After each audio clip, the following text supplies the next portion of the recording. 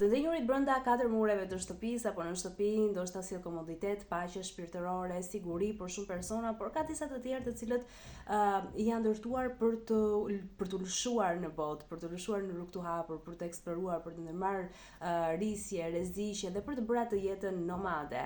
Dhe këto janë ato shenjat e horoskopit të cilët vetëm i shikon duke udhëtuar, mund të them. Shenja e parë është shenja e dashit, është shenja aventureske, guximshme, pavarur e dashit. Personat të cilët i përkasin kësaj shenje që janë energjinë e kësaj shenje apo që kanë ascendentin dhe kjo shenjë në fakt janë të vetë mjaftueshëm për të dalë, për të ndërmarrë një udhëtim vetëm, dhe kjo do të ishte më mirë se ta të kishin dikën në krah, sepse nuk është se duan të shqetësohem shumë që të kënaqësin edhe ato nevojat e personit tjetër, por janë persone që i ndërmarrin gjërat solo, edhe kjo do të thotë edhe që të lënë punën për disa javë apo muaj, të vendosin atë çantën e shpinës edhe të bredhin Europën apo botën.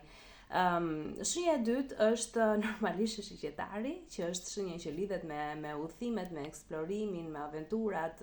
Shigjetari ka një dëshirë të përhershme për të bredhur botën. Praktikisht janë ndërtuar këta të shenjës së shigjetarit për të lëvizur sky me sky, për të lëvizur kudo në natyrë. Janë lloj persone që duan çdo ditë nga një aventurë. Madje dhe dashi që përmenda është sepse në shpinën e 9, një person që ka ascendentin e dashi, në shpinën e 9 të udhëtimeve ka shenjën e shigjetarit. Prandaj është ndikimi i kësaj shenje që e shtyn edhe dashin që të jetë eksplorues po e shumë sa shigjetari. Një person i shigjetarit mund të ketë një punë remote, për shembull, që e lejon që të lëviz kudo edhe të udhëtoj kudo, ose puna e tij lidhet me udhëtimet. Dhe askush nga shenjat nuk ka gjasa më shumë se sa ta hiq dorë nga gjithçka për të udhëtuar dhe për të eksploruar planetin, përveç Blendi Fevziut.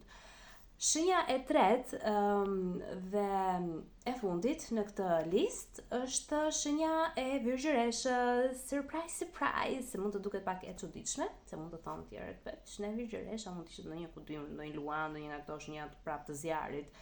Por Virgjëresha bën pjesë në këtë listë sepse brenda shpirtit të një Virgjëresha ka një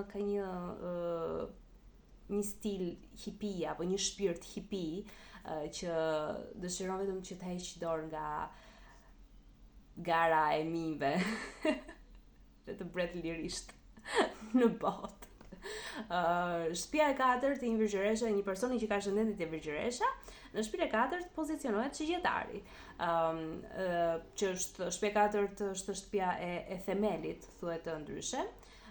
Dhe drejtohet nga shigjetari për një person me ascendent të Virgjëresha, që shigjetari njëhet që është një zog i lirë, dhe kjo gjithashtu përfaqëson edhe thelbin e asaj që vërtet është një Virgjëresh apo një person që ka ascendentin e Virgjëresha, që ka shumë planete në shenjën e Virgjëreshës apo edhe diellin. Janë persona të cilët janë të prirur për të jetuar qoftë edhe në një rimorkjo. E dini çfarë janë rimorkjot? Me rimorkjot ato makinat që lëvizin, që janë si shtëpi brenda, edhe që ju mund të shkoni kudo të udhëtoni me të.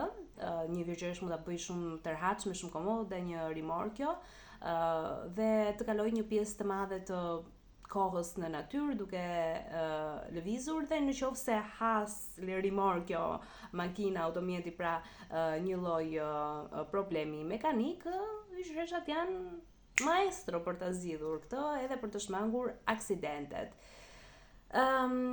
Nuk e di se sa dakord jeni për këtë shenja. Jeni si dakord? Kjo është energjia që u përshtatet shenjave të cilat i shikon që gjithkohës në lëvizje dhe në udhëtime. Komentoni.